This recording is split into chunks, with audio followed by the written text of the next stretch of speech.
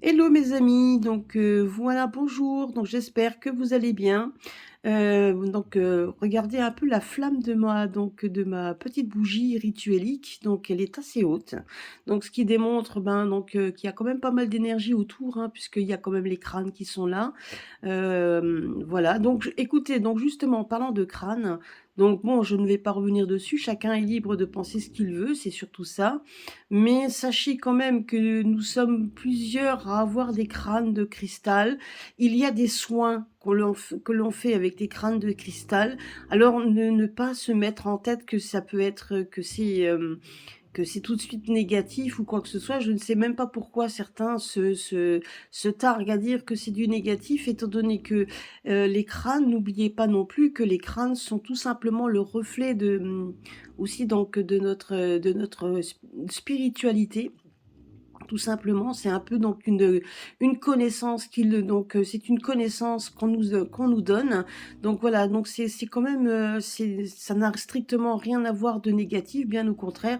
Maintenant, comme dit, chaque pierre, chaque chose peut être, effectivement être négative, tout dépend les intentions que l'on donne à notre pierre et les intentions que l'on a aussi, en vis-à-vis des crânes. Mais en attendant, une chose est sûre, c'est que donc au niveau des chamans, depuis un bon moment, les Amérindiens s'en servaient, et ils ne travaillaient pas du tout avec la négativité, bien au contraire.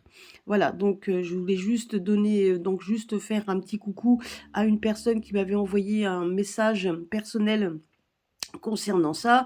Donc c'est juste, de dire comme quoi il y a rien de dark là-dedans. Tout dépend bien évidemment comment on va mener les choses. Je dirais que, essayer donc de démontrer aux gens que ça peut être négatif par tous les moyens, bien évidemment, on pourrait dire la même chose quand on essaie de nous montrer, quand on essaie de montrer la positivité le concernant, mais mais mine de rien, c'est quand même étayé, hein. Que le côté négatif des crânes de cristal, faudrait peut-être qu'on nous donne déjà des choses, tout à fait, comment je pourrais dire, tangibles pour le prouver.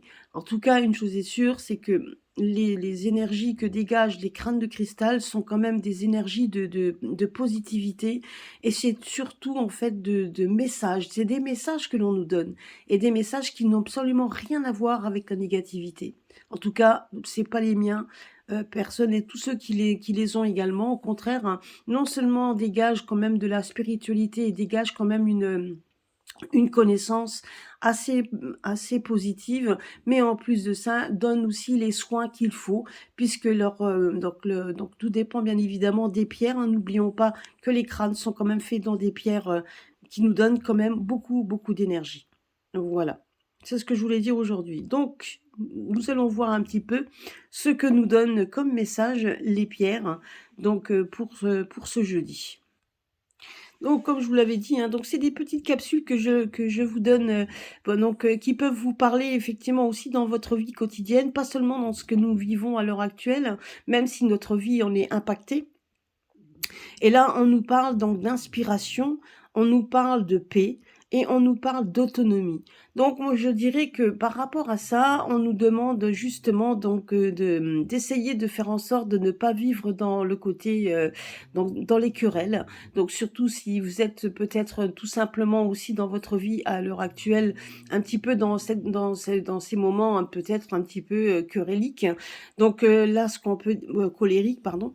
On vous demande d'être inspiré de façon à ce que vous puissiez être dans la paix et de pouvoir être aussi dans l'autonomie. C'est-à-dire qu'à partir du moment où vous travaillez, et que vous savez que vous allez essayer de travailler, de donner une certaine sérénité, une certaine paix, ben effectivement, vous allez être inspiré. Il y aura une inspiration de paix, une inspiration de pouvoir justement le mettre en place pour que vous puissiez être, pour que même que vous puissiez être un exemple, hein, pourquoi pas. Et donc nous ici, on nous parle quand même d'autonomie. On nous dit comme quoi vous êtes capable, de gérer un petit peu tous les domaines de votre vie, parce que c'est exactement ça. À partir du moment où on le fait calmement, sereinement, effectivement, on est tout à fait capable de pouvoir gérer son quotidien, gérer sa vie également, et de pouvoir justement aussi être l'instrument donc de tout ce que vous faites, c'est-à-dire être l'instrument de tout ce qui vous entoure et être cette inspiration dont vous avez besoin.